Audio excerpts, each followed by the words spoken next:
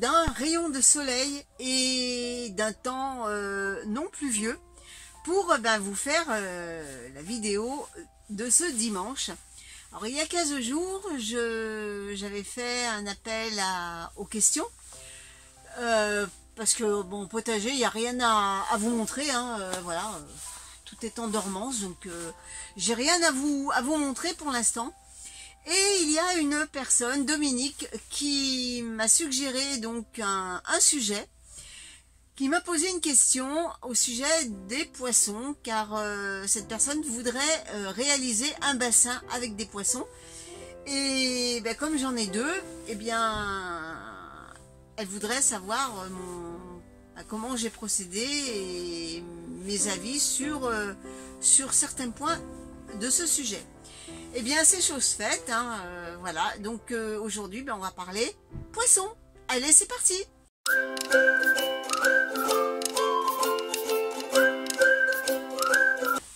Je vais partager cette vidéo en deux parties. La première partie va concerner des règles de base générales qui s'appliquent à tous les bassins, et puis eh bien, mon expérience personnelle.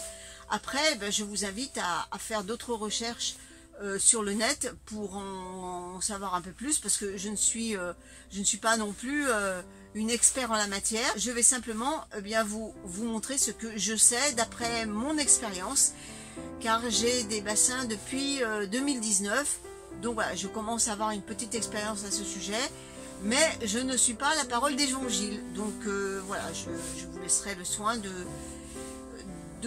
compléter votre soif d'apprendre sur la toile, hein, puisque sur le net on trouve vraiment de tout.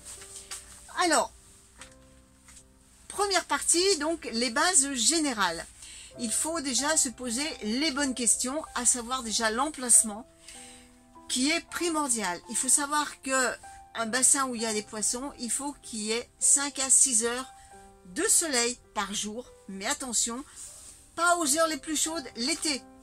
Il est conseillé que aux heures les plus chaudes, eh bien, le bassin soit à l'ombre, ce qui évite une évaporation trop grande de l'eau, et également que l'eau ne chauffe trop, car les poissons, enfin, notamment les poissons rouges, ce sont des poissons d'eau froide, et ils n'aimeraient pas trop baigner dans de la soupe. Ensuite, une règle vraie essentielle à définir, c'est la taille du bassin, puisque en fonction de la taille, eh bien, ça déterminera les types de poissons que vous voulez mettre dedans. La profondeur du bassin est aussi un impératif. Il y a un minimum à respecter, à savoir 80 cm de profondeur. Avec cette profondeur, vous pourrez mettre que des poissons rouges, pas de carpe-koi, puisque celle-ci demande 1,50 m de profondeur minimum. Ensuite, l'emplacement.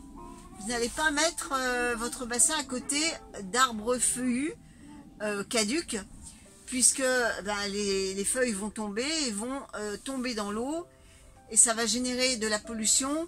De même, évitez quand même la proximité des résineux, comme l'if, les sapins, les pins, puisque leurs aiguilles peuvent devenir toxiques pour l'eau et vos poissons. Ensuite, il est important de connaître votre climat pour adapter les types de poissons que vous voulez avoir, puisque l'essentiel c'est d'avoir des poissons H24 dans l'eau et pas les ressortir pour la mauvaise saison, pour les remettre à l'eau dès que les beaux jours reviennent. Le but c'est de les avoir constamment à l'année dans le bassin. Il faut bien, le jour où vous voulez acheter des poissons, il faut connaître également les espèces. Si vous voulez mettre que des poissons rouges, bon, pas de problème. Mais si vous voulez mettre plusieurs variétés de poissons, eh bien, faites attention à la cohabitation. Certains poissons peuvent devenir prédateurs d'autres poissons et la cohabitation risque d'être assez difficile. Allez, maintenant, on va passer aux questions un peu plus techniques pour le bassin. Vous avez la possibilité de faire soit un bassin à base d'un bac préformé, c'est-à-dire ce sont des bacs en PVC moulés d'une certaine dimension, d'une certaine forme que vous ne pourrez pas changer par la suite. Il suffira de creuser un trou, et d'enterrer votre bac jusqu'à fleur de terre. Et ensuite, vous avez votre bassin. Vous avez la possibilité aussi d'acheter une bâche PVC. À ce moment-là, c'est vous qui ferez vos propres dimensions, votre propre profondeur, vos propres niveaux. Et vous adapterez donc la bâche en fonction de ce que vous aurez creusé. Alors, les bacs préformés sont plus onéreux que la bâche PVC. Ils sont plus faciles à mettre en place. Ils durent beaucoup plus longtemps dans le temps parce qu'ils ne risquent pas de se percer. Mais par contre, leur dimension et leur profondeur surtout peuvent être limitées pour certaines espèces. Alors qu'avec la bâche en PVC, eh bien alors là, tout est permis. Vous pouvez faire votre bassin de la dimension et de la profondeur que vous voulez. Il suffit d'avoir la bâche, la quantité de bâche nécessaire pour votre bassin. Mais en revanche, il y a un risque que la bâche se perce dans le temps. Mon avis personnel, pour les petits bassins, je conseille les bassins préformés. Pour ceux qui ne veulent pas trop se prendre la tête à jouer au designer. Par contre, dès que vous voulez avoir un certain type de poisson et avoir la forme que vous voulez et la profondeur, à ce moment-là, optez plutôt pour une bâche PVC, car ça reviendra nettement moins cher.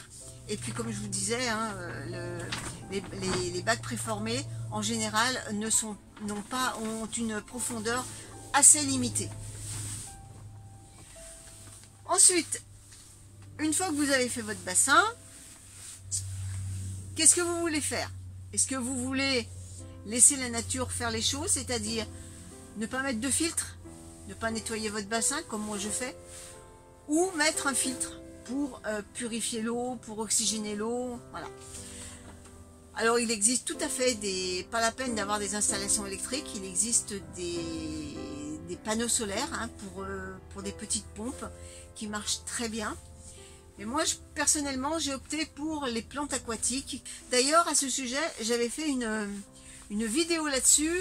Je vous mettrai le lien en bas dans la description et puis l'affiche quelque part sur la vidéo pour que vous puissiez la visionner si cela vous intéresse. Une fois que vous avez fait votre choix de l'emplacement, du style de bassin que vous voulez faire, eh bien il n'y a plus qu'à travailler. Je ne parlerai pas de la bâche puisque je n'en ai pas mise, donc je me verrais mal vous donner des conseils comment installer un bassin avec une bâche en PVC. Mais par contre, au niveau des bassins préformés, ben, j'en ai deux. Donc il suffit de faire un trou. On a posé le bassin à l'intérieur du trou et on a comblé avec du sable. Et ensuite, ben, j'ai recomblé avec la terre qu'on a enlevée en faisant le trou. Une fois que votre bassin est en place, eh bien, il s'agit de le mettre en eau. Alors attention, la mise en eau ne veut pas dire mettre les poissons tout de suite derrière. Il y a beaucoup de gens qui le font. Mais je vous le déconseille fortement. Une fois que vous avez mis en eau, vous pouvez mettre des plantes aquatiques, il n'y a pas de souci là-dessus. Mais il faut impérativement respecter un délai de 3 semaines entre la mise en eau et l'arrivée de vos poissons. Pourquoi? Eh bien parce que l'eau, quand vous allez la mettre, elle n'est pas propice à recevoir la vie. Puisque si c'est l'eau du réseau, elle est javélisée, il y a plein de particules qui peuvent être nocives à vos poissons. Il faut laisser le temps que l'eau se décharge de cette pollution et que le cycle de l'azote se fasse. Vous pouvez mettre des plantes directement car elles vont aider fortement à ce que l'eau devienne favorable pour l'arrivée de vos poissons. Une fois ces 3 semaines passées, eh bien il n'y a plus qu'à aller choisir vos poissons et les mettre progressivement dans l'eau. Alors quand je dis progressivement, il ne s'agit pas de, dès que vous allez en jardinerie, vous les achetez, on vous les met dans des petits sacs en plastique remplis d'eau de l'aquarium. Il ne s'agit pas de les balancer tout de suite à la flotte comme ça. Il y a une adaptation. Alors d'abord, on met le sac dans le bassin, histoire que l'eau du sac prenne la température du bassin pendant une demi-heure. Une fois que la demi-heure est passée, vous prenez un petit bac, vous mettez de l'eau de votre bassin dedans et vous allez mettre vos poissons à l'intérieur et vous allez les laisser comme ça à peu près une demi-heure, histoire qu'ils se fassent au nouveau pH de votre eau, puisque ça ne sera pas le même que celui de l'aquarium dans lequel ils vivaient jusqu'à présent. Une fois que cette demi-heure est passée, eh bien, il n'y a plus qu'à plonger le bac dans le bassin et laisser les poissons sortir librement, et ensuite eh ben, ils vaqueront à leurs occupations. La nourriture des poissons. Quand faut-il les nourrir? Alors perso, en hiver, je ne les nourris plus. Dès que la température de l'eau est inférieure à 10 degrés, je stoppe toute nourriture. D'ailleurs, les poissons ne s'alimentent pratiquement pas, ou alors ils mangent les différents déchets qu'il y a au fond du bassin, mais ils ne remontent plus à la surface. Et ce serait même préjudiciable à leur santé de vouloir les nourrir en plein hiver. Dès que les beaux jours reviennent, eh bien ça y est, je leur donne à fréquence d'une fois par semaine quelques granulés. Je donne pas en floconnés, hein, je donne en granulés, donc je donne à peu près 5 grains par poisson une fois par semaine, et le restant du temps, eh bien, ils vont manger des larves de moustiques, voilà, ce qui tombe dans l'eau. Je ne nettoie jamais mon bassin, donc je ne le vide jamais. Je ne le touche pas. Depuis 2019, je n'ai jamais récuré le bassin, je n'ai jamais nettoyé, et mes poissons vont très bien. Par contre, ce que je fais, surtout en pleine chaleur, quand l'eau, par l'évaporation, descend un peu d'un certain niveau, eh bien, je en rajoute avec de l'eau des bidons. Et comme ça, ça permet de renouveler l'eau. Alors, j'ai l'habitude de faire couler en petits filets de façon à faire des bulles, ce qui va permettre d'oxygéner l'eau, surtout en pleine chaleur, car avec la chaleur, eh bien, l'oxygène a tendance à se raréfier. Donc, quand je rajoute de l'eau, eh bien, je fais un peu comme le système des, vous savez, des aquariums. Je fais des bulles avec l'eau. Et d'ailleurs, c'est marrant à voir, puisque les poissons, dès qu'ils voient les bulles arriver, ils se mettent carrément dans le jet et ils tourbillonnent au milieu de toutes ces bulles d'air. C'est marrant à voir. Mais autrement, pas d'entretien particulier. Voilà, je laisse vivre tout ce petit monde. Et puis, je vous dis, hein, depuis 2019, il se porte très bien.